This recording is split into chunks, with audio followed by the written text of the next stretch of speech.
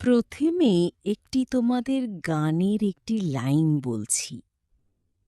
जो तुमको हो पसंद वही बात करेंगे। গানটির অর্থ হল, আপনি যা পছন্দ করবেন আপনার অবচেতন মনও ঠিক তাই করবে। আপনি যদি দিনকে রাত বলেন তবে সে রাজি হয়ে যাবে। আপনার সাথে কি কখনো এমন হয়েছে যে আপনি কোনো খারাপ কিছু ভেবেছেন আর ঠিক সেটাই ঘটে গেছে?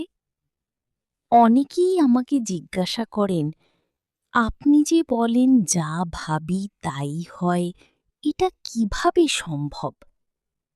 আজ আমরা এই ভিডিওতে এর পেছনের বিজ্ঞান এবং সত্যতা নিয়ে বিস্তারিত আলোচনা করব। ছোটবেলায় আমরা সবাই আলাদিনের জিনের গল্প শুনেছি।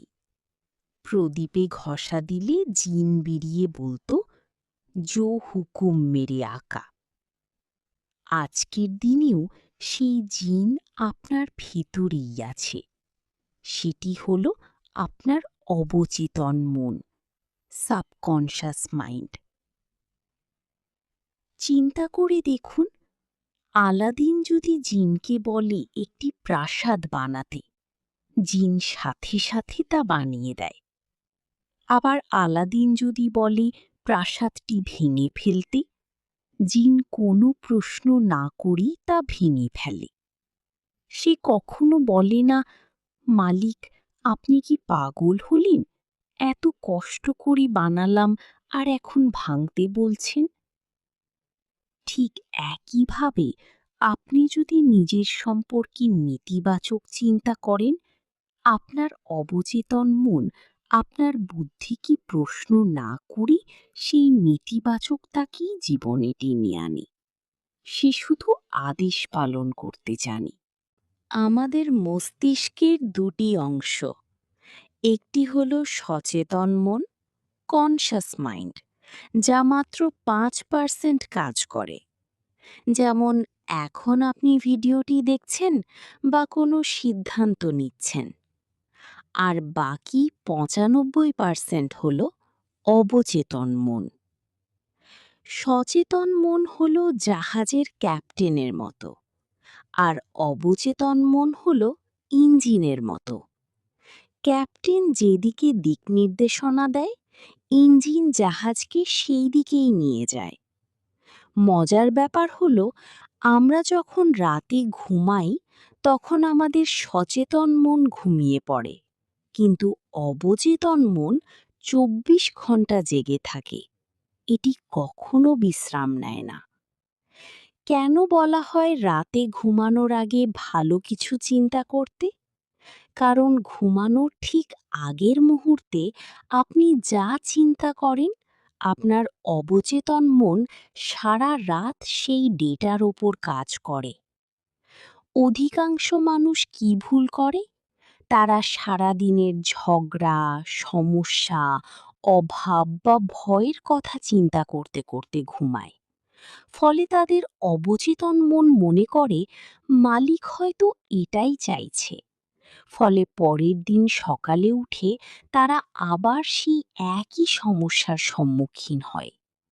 তাই ল অফ অ্যাট্রাকশন অনুযায়ী রাতে ঘুমানোর আগে আপনি যা হতে চান বা যা পেতে চান তা নিয়ে স্ক্রিপ্টিং বা ভিজুয়ালাইজেশন করা অত্যন্ত জরুরি।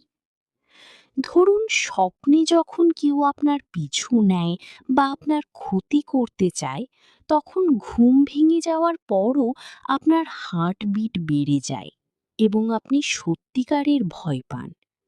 বাস্তবে কিন্তু আপনার আশেপাশে কেউ ছিল না। এর কারণ কি? এর কারণ হল আপনার অবচেতন মন কল্পনা এবং বাস্তবের মধ্যে তফাৎ বোঝে না। আপনি যদি মনে মনে ভাবেন যে আপনার ব্যবসা চলবে না, আপনার মন সেটাকে বাস্তব ধরে নিয়ে আপনার পারফরমেন্স কমিয়ে দেবে এবং পরিস্থিতির এমন যোগসূত্র তৈরি করবে যাতে ব্যবসাই না চলে।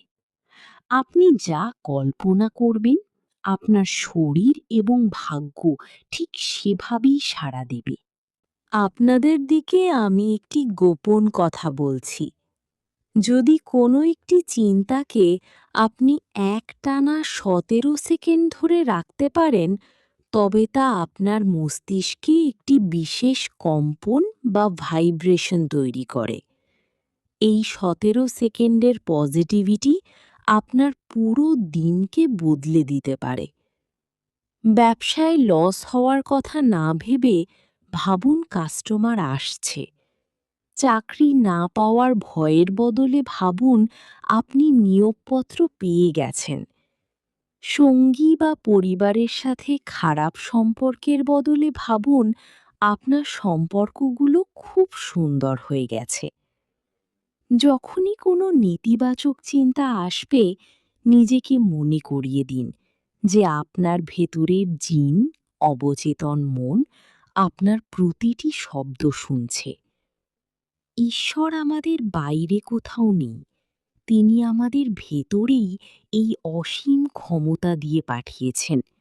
শুধু প্রয়োজন সঠিক দৃষ্টিভঙ্গির। আপনি যদি অভাবের চশমা পরেন, তবে সবখানে অভাব দেখবেন। আর যদি প্রাচুর্যের চশমা পরেন, তবে সুযোগ দেখতে পাবেন। আপনাদের সাথে ঘটে যাওয়া কিছু অভিজ্ঞতা থাকলে কমেন্ট করে নিশ্চয়ই জানাবেন। ভিডিওটি যদি ভালো লাগে একটি লাইক দিন এবং চ্যানেলটিকে সাবস্ক্রাইব করুন। এইরকম আরও ভিডিও পেতে আমাদের পাশেই থাকুন। আপনারা সুস্থ থাকুন, ভালো থাকুন, পজিটিভ চিন্তা ভাবনা করুন। ধন্যবাদ।